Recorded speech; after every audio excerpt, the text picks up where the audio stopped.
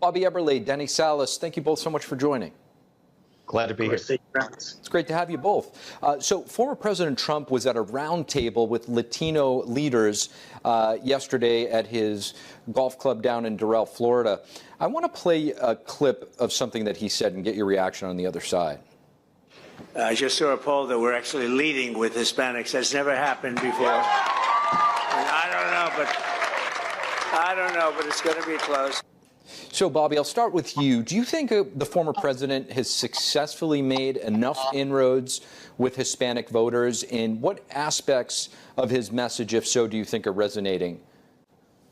Without a doubt. And I mean, I'm here in Texas, and we see it all the time, the inroads that we've made even down in the Valley with our Republican candidates, because the message of freedom and law and order resonates with the Hispanic community. One thing you gotta keep in mind is think about the areas most affected by this open borders and the drugs and gangs and cartels coming in. They're going to be the Hispanic areas, not only along the border, but in other major cities. That's where these cartel members and gang members are going to hide out. So it affects the Hispanic community immensely when you have all this crime and sex trafficking. And so his message about sealing the border and reminding people how the border was under his presidency is a message that resonates quite strongly.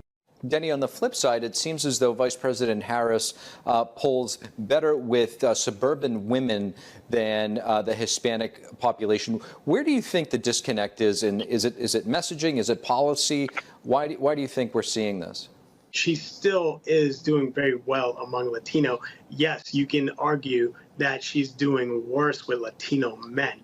That I will absolutely agree with. Now, that being said, going back to the particular issue that's actually resonating the most with Latinos and Black men is really about the economy and economic issues. I will give credit to President Trump to go into Arizona and Nevada and then state that I'm going to create a policy in order to eliminate all taxes on tips. That resonates a lot with a lot of these working class Latinos that work in the service industry. And obviously you saw Vice President Harris kind of steal that particular idea and piggyback on it, but it is a good idea when you focus on the economy. Denny, I want to stick with you here. Democrats have a clear edge in early voting so far, but Republicans are casting more early ballots than they have historically. What do you think this means, and is this, do you think, eating into the Democratic Party's early voting advantage? Good question. I have seen some of the rhetoric around the Democrats cannibalizing their own votes. I mean, look, right now they are focusing on turning out the high propensity voters, the ones that have an historic or a history of voting often for these general elections and primary elections, right? They're called triple prime voters, if I use campaign speak. But that being said, that doesn't necessarily mean that it's going to be bad for them heading towards Election Day. You want that in your campaign to focus on those high propensity triple prime voters to go out to the polls early. So then you're dedicating all your resources in order to go after the low propensity voters and the independents and the folks that may be on the fence that you have been documenting your conversations with, or try to get them to the polls. Now, what the Republicans have been doing very successfully in the battleground states, especially in a state like Arizona, is that right now they are getting out those low propensity voters. Now, it's interesting because almost like the reverse, right? Where we have seen that those high propensity voters do like showing up on Election Day on the Republican side. But right now, the Trump campaign and any of those affiliated groups, they're focusing on getting those low propensity voters to the polls. And they've been quite successful. Bobby, I'm curious your thoughts on this. Do you see this as a significant advantage for Republicans, basically when the final votes are tallied? Is this going to make an impact, or is it just a shift in, I guess, the attitude and the way that folks are viewing early voting? Yeah, there's a lot of interesting dynamics going on. So let me start with agreeing with Denny for a second as far as that targeting the high propensity voters. We want them out, and we want to get them out of the way, you know. We try and tell people, hey, you want the emails and the texting to stop, just go vote, you know, because then we'll clear you off the call lists in our data sheets. But what we are seeing is this tendency for Republicans in the past to kind of not trust the process and wait till Election Day. That's over.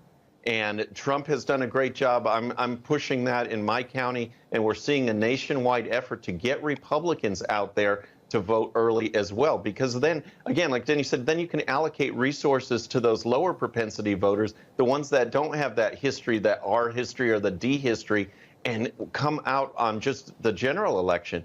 Just briefly, guys, last question here. Denny, how many people do you think are still left that are truly undecided? And how much of this election do you think will ultimately just come down to turnout? That's a wonderful question. I believe that you still have a small sliver of voters they're still on the fence. I think you also are seeing that with some of the campaign strategy that's being practiced by, let's say, the Harris campaign.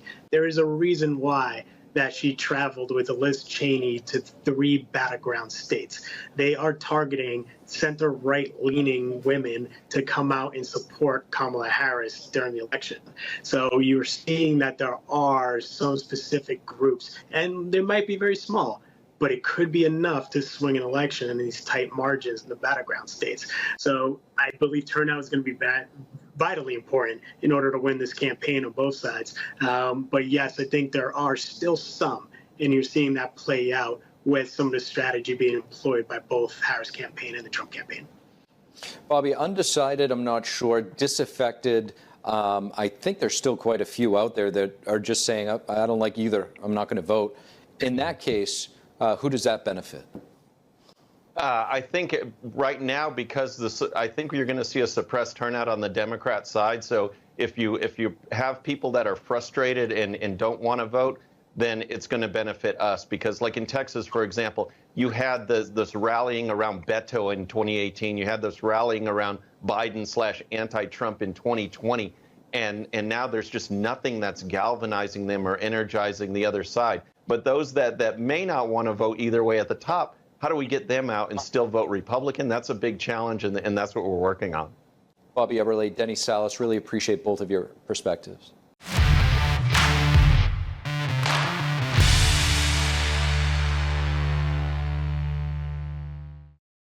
All right, friends, thanks again for tuning in. I really appreciate it. And before you go, please hit that subscribe button above. Once you do, tell your friends. Share it. Spread the word about the 13-minute news hour so we can keep growing. And for more great content, check out these videos right here, and I'll see you next time.